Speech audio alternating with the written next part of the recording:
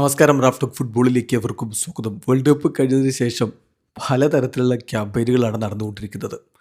World cup final വീണ്ടും നടത്തണമെന്ന് പറഞ്ഞിട്ട് ഒരു കൂട്ടർ, എന്നാൽ അർജൻറ്റീനയെ വേൾഡ് കപ്പിൽ നിന്ന് തന്നെ പുറത്താക്കണം, അവരിനി കളിപ്പിക്കരുത് എന്ന് പറഞ്ഞുകൊണ്ട് വമ്പൻ ക്യാമ്പയിൻ നടക്കുന്നുണ്ട്. 2 കോടിയിലധികം ആളുകളാണ് അതിൽ സൈൻ ചെയ്തിരിക്കുന്നത്. ആ ഒരു ക്യാമ്പയിനിൽ, ആ ഒരു പെറ്റീഷനിൽ 2 കോടിയിലധികം എന്ന് പറഞ്ഞാൽ വമ്പൻ ജനപിന്തുണയാണ് അർജൻറ്റീനയെ ഇനി വേൾഡ് കപ്പ് കളിപ്പിക്കരുത്, പുറത്താക്കണം എന്നുള്ള ആ ഒരു ക്യാമ്പയിന് ലഭിച്ചുകൊണ്ടിരിക്കുന്നത്. പലതരത്തിലുള്ള കാരണങ്ങളുണ്ട്. ആ രാഷ്ട്രീയ ബാനർ, അതായത് ഫോക്ക്ലാൻഡുമായി ബന്ധപ്പെട്ടുള്ള ബാനർ പൊക്കിയതൊക്കെ വലിയ രൂപത്തിൽ ഫുട്ബോൾ ലോകത്ത് ചർച്ചയായിരുന്നു. ബ്രിട്ടീഷ് ഗവൺമെൻറ് തന്നെ അതിനെതിരെ നടപടി എടുക്കണമെന്ന് പറഞ്ഞുകൊണ്ട് ഫിഫയെ സമീപിച്ച കാര്യമൊക്കെ നമുക്കറിയാവുന്നതാണ്.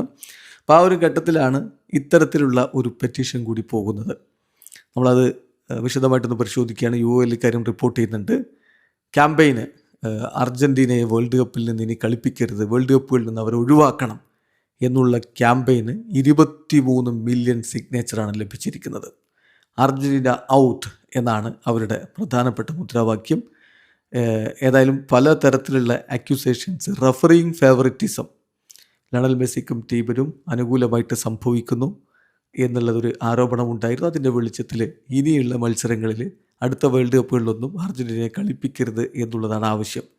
ക്യാമ്പയിൻ വെബ്സൈറ്റിൽ എന്ന് പറഞ്ഞാൽ 2,33,00,000-ലധികം വോട്ടുകൾ ഓൾറെഡി വന്നിട്ടുണ്ട്. അപ്രോക്സിമേറ്റ്ലി 170 രാജ്യങ്ങളിൽ നിന്നാണ് ഒരാഴ്ചക്കുള്ളിൽ ഇത്തരത്തിലുള്ള ഒരു പെറ്റീഷൻ സൈനിങ് ഒക്കെ വന്നിട്ടുള്ളത്.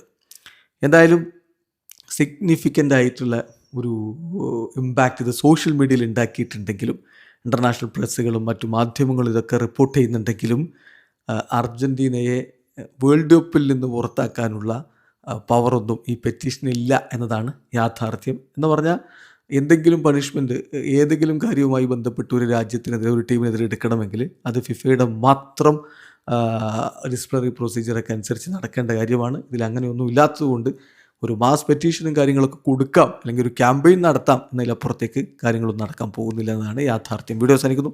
ഫുട്ബോൾ ലോകത്ത് കൂടുതൽ വിശേഷങ്ങളുമായി റാഫ്റ്റോക്സിൽ എത്താം.